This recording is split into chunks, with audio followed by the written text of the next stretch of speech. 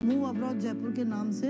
और मेरे को 10 इयर्स का एक्सपीरियंस हो गया जब मैंने काफ़ी वीज़ा फाइल करी है, जो नहीं हो सकती थी उनकी भी मैंने वीज़ा फाइल करके दी है। Visa, medical, overseas health insurance, foreign exchange, everything हम लोग वन रूफ टॉप सॉल्यूशन है फॉर द वीज़ा इश्यूज। आपको जो चैलेंजेस आते हैं वो क्या क्या होते हैं? जिस दिन मैंने उनसे पैन कार्ड मांग लिया, आधार कार्ड मांग लिया, ITR मांग लिया, बैंक स्टेटमेंट, तो लोगों को लगता है कि पता नहीं मैंने कितने डॉक्यूमेंट्स उनको शेयर करे हैं। ये एक कॉमन मैन की प्रॉब्लम है, क्योंकि हमारे साथ भी यही होता है कि हमें वीजा अप्लाई करना है, वो कितने टाइम पहले से उसकी प्रोसेस स्टार्ट कर देनी चाहिए? 1 साल पहले सोचना चाहिए। आपके पास कोई ऐसे केसेस आए हैं जो बहुत अनसॉल्व्ड हो? काफी ऐसे केसेस हैं जो सॉर्ट आउट होने जैसे नहीं थे, जो हमने सॉर्ट आउट किए हैं।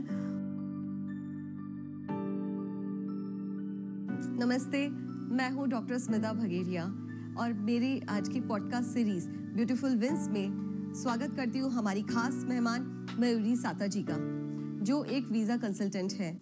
जब हम कहीं बाहर जाते हैं, सफ़र करते हैं, तो हमारे को वो जो वीज़ा के लिए SUFFERING होती है, उसको सॉल्व करने के लिए मयूरी साता जी की वीज़ा कंसल्टेंसी फर्म एक वन स्टॉप सोल्यूशन है।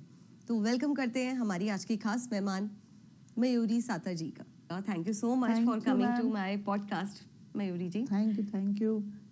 आपका ये वीज़ा कंसल्टेंट बनने का सफ़र कैसे शुरू हुआ? मैं पहले तो जॉब करती थी। 2015 में मैं लगी, फरवरी 2020 तक जॉब करी। फिर मैं मैरिज करके जयपुर आई और तब से मैं अपना यहाँ पे बिजनेस कर रही हूँ, मूव अब्रॉड जयपुर के नाम से। और मेरे को 10 इयर्स का एक्सपीरियंस हो गया, जैसे 2015 से गिनो आज 2025, तो मैं 10 इयर्स से इस फील्ड में हूँ। और मैंने काफ़ी सॉर्ट आउट केसेस किए हैं, जैसे कि आप रिजेक्टेड केसेस ले लो, या मैंने काफ़ी वीज़ा फाइल करी है, जो नहीं हो सकती थी उनकी भी मैंने वीज़ा फाइल करके दी है। आपके बिजनेस में आप लोगों को क्या क्या सर्विसेज प्रोवाइड करते हैं? मैं पासपोर्ट से लेके एंड तक का प्रोसेस, जो भी इमिग्रेशन का काम होता है, आप पासपोर्ट ले लो, student visa, dependent visa, medical, overseas health insurance, foreign exchange, everything हम लोग वन रूफ टॉप सॉल्यूशन है फॉर द वीज़ा इश्यूज। तो वन स्टॉप सॉल्यूशन होने के साथ साथ आपको जो चैलेंजेस आते हैं वो क्या क्या होते हैं? फर्स्ट चैलेंज तो ये है मैम कि मैं किसी को भी वीज़ा के लिए बोलती हूँ तो लोग बोलते हैं कि डॉक्यूमेंट लिस्ट शेयर करो। जिस दिन मैंने उनसे पैन कार्ड मांग लिया, आधार कार्ड मांग लिया, ITR मांग लिया, बैंक स्टेटमेंट, तो लोगों को लगता है कि पता नहीं मैंने कितने डॉक्यूमेंट्स उनको शेयर करे हैं। ये एक कॉमन मैन की प्रॉब्लम है, क्योंकि हमारे साथ भी यही होता है। तो वो देते देते थोड़ा टाइम लगाते हैं, प्लस ट्रस्ट नहीं बैठता कि यार इसको मैं ये सब चीज़ें दूं या ना दूं। पर ठीक है, वीज़ा के लिए है। अगर किसी को रियली इंटरेस्टेड होता है, जिनको पता होता है कि हाँ बाहर जाने के लिए ये सब डॉक्यूमेंट चाहिए ही चाहिए, वो हमको दे ही देते हैं। और चैलेंजेस ये होते हैं कि अभी उन्होंने तो दे दिया तो उनको लगता है कि यार मैडम ने कल फाइल रख क्यों नहीं दी। लेकिन ऐसा नहीं होता, हम लोग भी हमारे हिसाब से देख के रखते हैं। जो हमारा वीज़ा हम जब अप्लाई करते हैं वो जल्दी से रिजेक्ट हो जाता है, लेकिन आपको जब हम देते हैं वीज़ा के लिए तो वो रिजेक्ट नहीं होता। क्या रीज़न है? तो जैसे कि मैंने अभी आपको बताया कि मैंने आपसे मांगे और मैंने दूसरे दिन वीज़ा नहीं रखूंगी।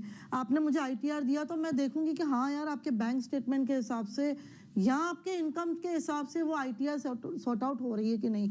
आपका जो SIP है, म्यूचुअल फंड्स है, लॉन्ग टर्म गेन है, आपका जो प्रॉपर्टी गेन है, एनी इन्वेस्टमेंट या any income which should be shown in the ITR या बैंक स्टेटमेंट, वो है कि नहीं। आपने जो भी डॉक्यूमेंट दे दिए मुझे, आपका बिजनेस रजिस्ट्रेशन अगर आपने मुझे दे दिया तो मुझे देखना चाहिए कि वो क्या अभी उसकी वैलिड है कि नहीं, क्या वो एक्टिव है कि नहीं। आपको लगेगा मैंने तो मयूरी को बिजनेस रजिस्ट्रेशन दे दिया, पर क्या पता वो जून 2025 तक की था और आज चल रहा है नवंबर 2025, तो क्या आपने उसको रिन्यू करवाया? तो ये छोटी छोटी चीज़ें हम लोगों को देखनी पड़ती हैं, जो हम आपको देख के बताते हैं। काफ़ी लोग मुझे पासपोर्ट देते हैं, फिर उनको पता चलता है अरे मैम पासपोर्ट की तो 6 महीने की वैलिडिटी है, जो आगे चलेगा नहीं। तो ये सब चैलेंजेस होते हैं। फिर मैं रीअप्लाई करती हूँ पासपोर्ट, एंड जब पासपोर्ट आता है तो फिर वीज़ा के लिए भी अप्लाई करती हूँ। जब हम इंटरव्यू की बात करें तो वीज़ा के लिए इंटरव्यू में आपका क्या सपोर्ट रहता है? जैसे कि अगर आप स्टूडेंट वीज़ा ले लो तो स्टूडेंट्स को ये सिखाना रहता है कि आप कौन सी यूनिवर्सिटी में जा रहे हो,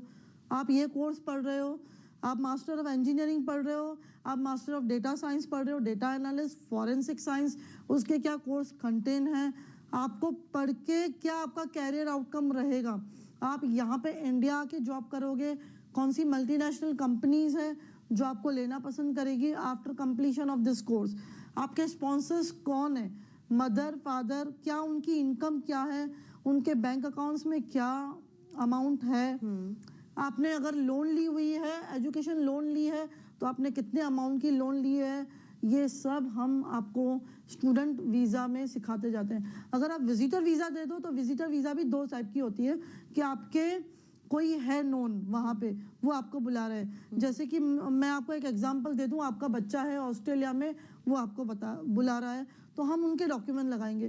बट अगर आप विजिटर वीज़ा पे नॉर्मली टूरिस्ट बन के जा रहे हो तो हम आपको होटल बुकिंग के वाउचर्स, फ्लाइट्स के वाउचर्स, तो उस हिसाब से भी वीज़ा रखी जाती है, डिपेंडिंग ऑन कि किसको कैसा रिक्वायरमेंट है। और दूसरी हम डिपेंडेंट वीजा भी करते हैं। जैसे कि अभी आपका चाइल्ड है जो ऑस्ट्रेलिया में है, कनाडा में है, यूके में है, बट वो क्या अपने स्पाउस को बुलाना चाहता है तो हम वो वाली वीजा भी करते हैं। अगर उनकी वाइफ जाना चाहती है, अगर वाइफ वहाँ पे है, अगर हस्बैंड जाना चाहता है, फियांसी जाना चाहती है, जो भी है, तो हम वो टाइप की भी वीजा करते हैं। तो आप लोगों को मिलाने का भी काम करते हैं फॉरेन कंट्रीज में जाके। उसके साथ साथ में अब जो बायोमेट्रिक्स कई कंट्रीज में रिक्वायर्ड होती है, उसके लिए आपका क्या सपोर्ट रहता है? अभी biometric main Canada and US जो बायोमेट्रिक 10 फिंगरप्रिंट्स मांगती है, तो हम लोग एक बार वीज़ा फाइल रख देते हैं तो वो हमको बताते हैं कि हाँ इस एप्लीकेंट के हमको बायोमेट्रिक दे दो। कनाडा का ये होता है। यूएस में तो हमको डेट लेनी पड़ती है, जैसे कि बॉम्बे, चेन्नई, कोलकाता, ये जो 4 हैं अपने सेंटर्स, वहाँ पे जाके आपको बायोमेट्रिक दे देनी है। तो हम आपको प्रिंट आउट देंगे, हम आपको अपॉइंटमेंट लेके देंगे, आपको सिर्फ जाके वहाँ पे बायोमेट्रिक लेना है। कि हमें वीज़ा अप्लाई करना है, वो कितने टाइम पहले से उसकी प्रोसेस स्टार्ट कर देनी चाहिए? मैं आपको बताऊं कि अगर आपको बाहर कंट्री में ट्रैवल करना है तो आपको 3 to 4 मंथ्स पहले सोचना चाहिए कि मुझे कौन सी कंट्री जाना है, और 3 to 4 मंथ्स पहले आपको हमको मिलना चाहिए, डॉक्यूमेंट लिस्ट प्रिपेयर करनी चाहिए, और आपको 10 to 12 डेज में हमको सब डॉक्यूमेंट्स सबमिट कर देने चाहिए। तो तब जाके हम वीज़ा फाइल रखेंगे तो 1 मंथ में डिसीजन आता है। तो आप फिर अपना ट्रैवल प्लान कर सकते हो, जैसे कि टिकटिंग हो गया, आपकी शॉपिंग हो गई, या वॉटेवर आपको जो भी प्लानिंग अहेड करनी है, तो एटलीस्ट आपको 3 मंथ्स अगो या 4 मंथ्स अगो तो आपको सोचना चाहिए फॉर अ विजिटर वीज़ा। अगर आपको स्टूडेंट वीज़ा के लिए प्लानिंग करनी है तो आपको 1 ईयर अगो सोचना चाहिए, 1 साल पहले सोचना चाहिए, क्योंकि अगर आप इंग्लिश स्पीकिंग कंट्री ले लो तो जो IELTS और PTE की रिक्वायरमेंट रहती है, तो बच्चा जब IELTS PTE की एग्जाम क्लियर करेगा तब जाके हम ऑफर लेटर अप्लाई करेंगे। ऑफर लेटर के बाद हम लोग आपसे फाइनेंस की अप्लाई करेंगे और उसके बाद हम वीज़ा अप्लाई करेंगे। तो इन सब प्रोसेस को करते करते 6 to 8 मंथ्स लग जाते हैं। तो आपको 1 साल पहले सोचना चाहिए कि आपको अभी वीज़ा लेना है, डिपेंडिंग ऑन द थिंग्स कि आपको कितने टाइम पहले चाहिए, पर कम से कम 3-4 महीने तक तो सोचना ही चाहिए, उससे पहले सोचना चाहिए। इसमें एक और चीज आती है दिमाग में कि आप जो SOP की बात करते हैं, तो वो SOP के बारे में थोड़ा सा हमें समझाएं। SOP होता है जो स्टूडेंट वीजा के लिए होता है, जो स्टेटमेंट ऑफ पर्पस होता है। तो स्टेटमेंट ऑफ पर्पस ये होता है कि वीजा ऑफिसर को इतना टाइम नहीं होता कि वो आपकी एक एक चीज देखे, आपने कब 10th क्लियर किया, कब आपने 12th क्लियर किया, कहाँ कहाँ आपने 5 कंपनीज में अगर अलग अलग काम किया है, आपने इंडिया में क्या पढ़ाई की, आप बाहर जाके क्या पढ़ाई करोगे, यहाँ पे आके आपके क्या व्यूज है, अगर आप बैक इंडिया आते हो, अगर आप ऑस्ट्रेलिया ही एक्सप्लोर कर रहे हो तो आप कौन सी कंपनीज में काम करोगे, अगर आप यूके में हो, इंडिया में हो, आपको सैलरी पैकेज हर जगह अलग अलग कहाँ मिलेगा, और अगर आप इंडिया में भी आगे अगर अपना बिजनेस सेटअप करना चाहते हो तो कौन सा बिजनेस सेटअप करना चाहते हो, आपकी पुरानी पढ़ाई, नहीं पढ़ाई, और यहाँ पे आके बिजनेस का क्या ये सब लिंक खड़ा रह रहा है, वो सब लिंक हम खड़ा करते हैं। हम स्टेटमेंट ऑफ पर्पस बनाते हैं जिसमें हम पूरा वीज़ा ऑफिसर को इतना एंगेज कर लेते हैं कि हाँ यार इसको वीज़ा देनी है, इतना अच्छा हम बना के देते हैं।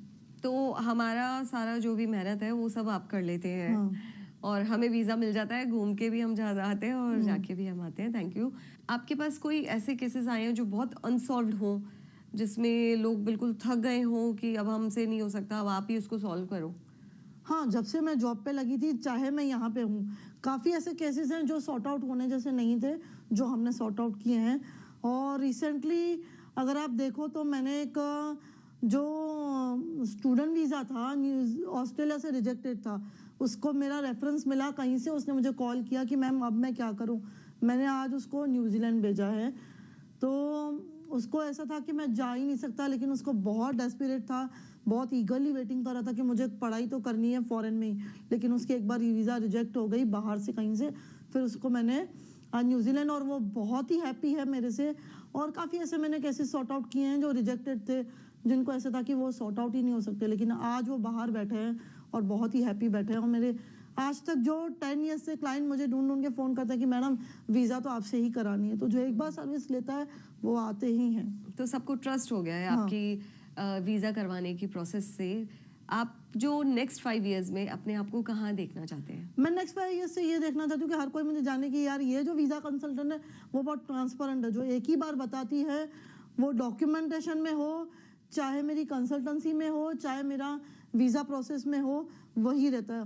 हाँ, वीज़ा चार्जेस डिफ़र हो सकता है कि आज मैंने जो वीज़ा चार्जेस आज आपको बताए, तो अगर हाई कमीशन थोड़े चार्जेस हायर कर देती है तो वो, लेकिन कंसल्टेंसी हम कभी भी ये नहीं करते कि आज एक बताई कल दूसरे बताए, या मैं आपको चार्जेस हायर करती जाऊँ। मेरे को वो पहचान नहीं बनानी मेरी, मुझे ये पहचान बनानी है कि ये जो वीज़ा कंसल्टेंट है वो ट्रांसपेरेंट है। इस बात से आप लोगों को क्या मैसेज पहुंचाना चाहेंगे जो आपने अब तक लर्निंग्स करी हैं? मैं मैसेज ये पहुंचाना चाहती हूँ कि काफ़ी लोग ये बोलते हैं कि क्या मैं वीज़ा खुद ही रख दूँ, क्या हम खुद कर सकते हैं?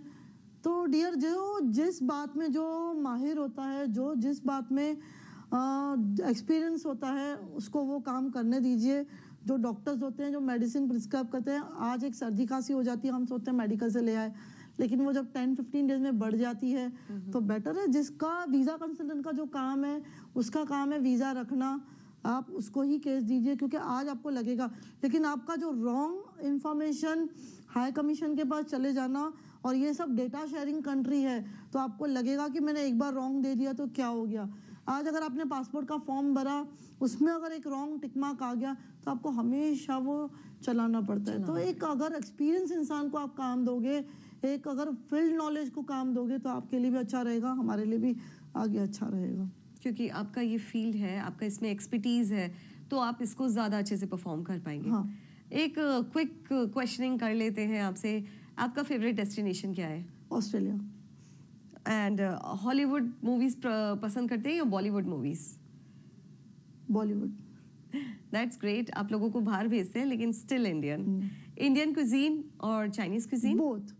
Both. Yes. Your role model? My mother. How good, perfect. Destination जो विजिटर्स सबसे ज्यादा प्रेफर करते हैं? As per looking to the circumstances prefer करेंगे। जो विजिटर वीज़ा के लिए मैं गिन लूँ तो सेंजन वीज़ा लोग लगाना चाहते हैं कि हम पूरा यूरोप एक्सप्लोर करके आए, और स्टूडेंट वीज़ा के लिए लोग आजकल ऑस्ट्रेलिया के लिए बहुत ही डेस्परेटली है कि काश हमको ऑस्ट्रेलिया की स्टूडेंट वीज़ा मिल जाए, क्योंकि it is very difficult to get, but हम लगा के देते हैं ऑस्ट्रेलिया की student visa. How can people connect to you? अगर आपसे कोई कनेक्ट करना चाहे तो मेरा इंस्टाग्राम का पेज है मूव अब्रॉड जयपुर के नाम से, मयूरी के नाम से, आप सर्च आउट करके रीच आउट हो सकते हो। मेरा फ़ोन नंबर कैप्शन में दिया गया है, आप उससे भी मेरे को रीच आउट कर दो। बिल्कुल, डिस्क्रिप्शन बॉक्स में।